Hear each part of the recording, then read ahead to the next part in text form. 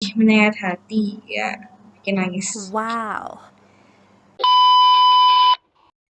Semuanya, perkenalkan nama saya Cakranitas Ayu Dewi Skarkenasi dari kelas 8J nomor absen 29. Oke, jadi kali ini saya akan mengulas sebuah karya yang beberapa bulan lalu saya nikmati dan saya baca. Karya yang saya ulas ini berupa AU atau Alternate Universe, ya sejenis cerita atau buku gitu yang dipublikasikan lewat sosial media. AU atau Alternate Universe yang saya ulas ini berjudul Bumi dan Lukanya. Cerita ini atau kisah ini bergenre angst atau yang biasa dikenal dengan kisah yang sedih, menyayat hati, ya bikin nangis.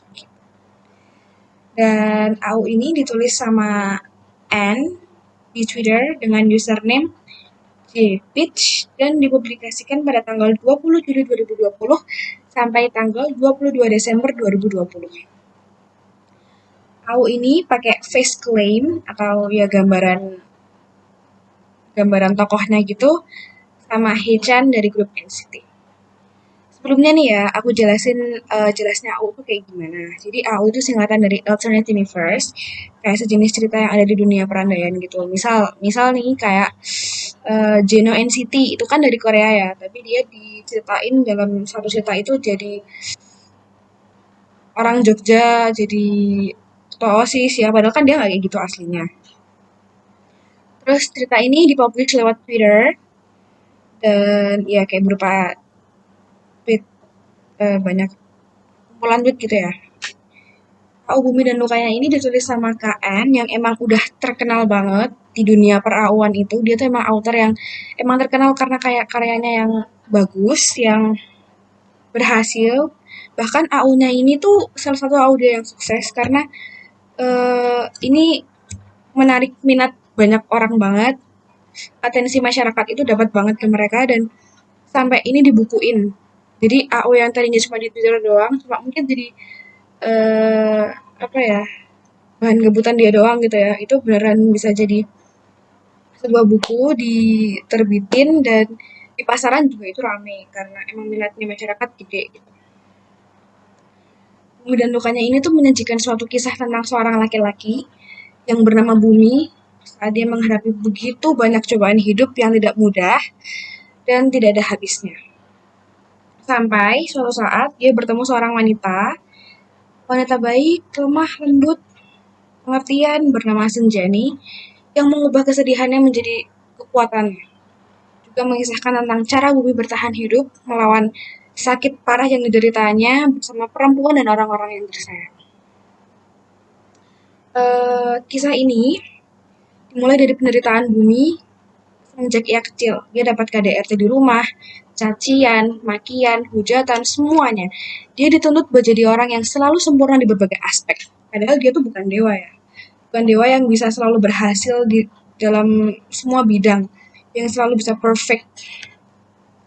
Dia tuh kalau nggak dapet kalau dia nggak berhasil atau dia nggak nurut sama keluarganya, dia bakal dapat tekanan, dapat eh, ya kekerasan, hidupnya miris banget.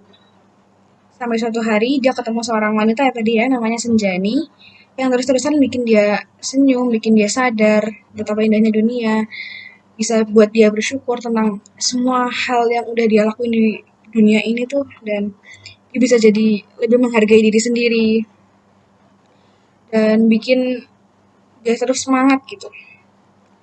Bumi ini juga menderita penyakit parah ya, yang bikin orang-orang sekitarnya selalu khawatir. Kisah ini tuh makin menarik, makin keren, makin bikin greget itu waktu kayak setiap konflik di tempat bumi, di dalam kehidupan bumi itu mulai menunjukkan titik terang gitu. Mulai terlihat kebahagiaan seorang bumi itu mulai kelihatan gitu hilalnya. Nah, terus juga untuk karakter di Bumi dan Lukanya ini juga banyak. Dari yang protagonis, antagonis, penengahnya itu ada semua. Dari yang antagonis yang bener-bener jahat, protagonis yang bener-bener baik, sama penengah yang bijaksana gitu. Kisah Bumi dan Lukanya ini menyuguhkan suatu keadaan yang menyayat hati, mengharukan, menyenangkan. Terus kisah Bumi ini tuh patut diapresiasi sih. Kemampuan author menciptakan karakter Bumi itu luar biasa banget. Cerita ini tuh benar-benar bisa bikin eh, greget banget gitu loh. Sampai mungkin beberapa pembaca, beberapa reader itu ngerasa hancur gitu ya. Ikut nangis, netesin air mata. Terus di cerita ini pun alurnya nggak berbelit, mudah dipahami. Walaupun juga bahasa-bahasanya dalam, dia pakai majas-majas yang dalam, tapi nggak berarti terus bikin bikin jadi itu berbelit, bikin jadi reader itu jadi terlalu mikir kejauhan itu nggak sama sekali. Itu benar-benar bagus banget. Dan cara author buat mengekspresikan karyanya itu juga bagus banget. Jadi kayak mulai dari screenshot chat, rangkaian paragraf pakai website WordPress, terus dan banyak lagi. Terus autornya itu juga nambahin beberapa playlist Spotify yang emang jadi kayak lagu-lagu sedih gitu. Jadi makin bikin kitanya tuh readernya tuh terlarut dalam fantasi dia gitu loh. Jadi makin kena gitu. Terus ya kisah ini walaupun cuma dibilang apa ya? Cuma digital doang, cuma benar-benar dari sosmed doang dan nggak dibukuin. Dibukuin sih, nggak dalam bentuk buku. Itu ini tuh tetap keren banget dan nggak kalah keren sama yang itu tuh bentuk cetak. Tapi sekarang pun yang bentuk cetak udah ada ya, udah banyak juga, udah laris juga. Tapi ada juga beberapa minusnya, ada juga beberapa kurangnya dari buku ini, dari cerita ini. Itu kayak autornya tuh sering kali typo dalam penulisan kayak ya mungkin beberapa salah kata gitu ya, salah ketik huruf, mungkin keburu-buru. Itu yang bikin jadi kayak mungkin sedikit ngerusak part kali ya, walaupun nggak terlalu, tapi ya agak agak mengganggu sih gitu kadang. Sama karena ini berupa kayak thread di Twitter gitu ya, kayak utas di Twitter. Jadi kan mungkin ada beberapa alasan yang bikin salah satu author itu jadi mungkin nge-take down gitu ya. Padahal di bawahnya tuh udah ada lanjutan-lanjutannya. Jadi kayak sempat ke-stuck gitu loh. Cuma autornya juga bertanggung jawab sih. Dia jadi ngarahin juga gimana cara readernya buat tetap lanjut baca, gimana cara readernya buat nggak kehilangan alur, tetap bisa jalan terus sampai end itu keren.